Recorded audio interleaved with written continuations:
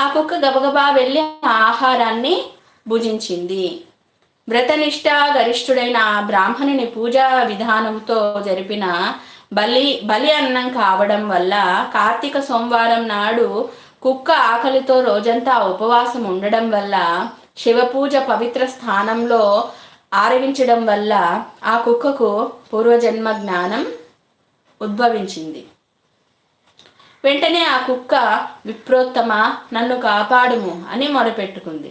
ఆ మాటలు బ్రాహ్మణునికి ఆశ్చర్యాన్ని కలిగించింది. మనుషులు ఎవరైనా కనిపించకపోయేసరికి అంతా భ్రమ అనుకున్న ఆ విప్రుడికి మళ్ళీ మాటలు వినిపించాయి. రక్షించు రక్షించు అనే కేకలు వినిపించాయి. ఆ మాటలు కుక్క నుంచి వస్తున్నాయని గ్రహించిన బ్రాహ్మణుడు, ఎవరు నీవు, నీ వృత్తాంతమేమిటి అని ప్రశ్నించాడు. అంతా ఆ కుక్క తన వృత్తాంతాన్ని వివరించింది.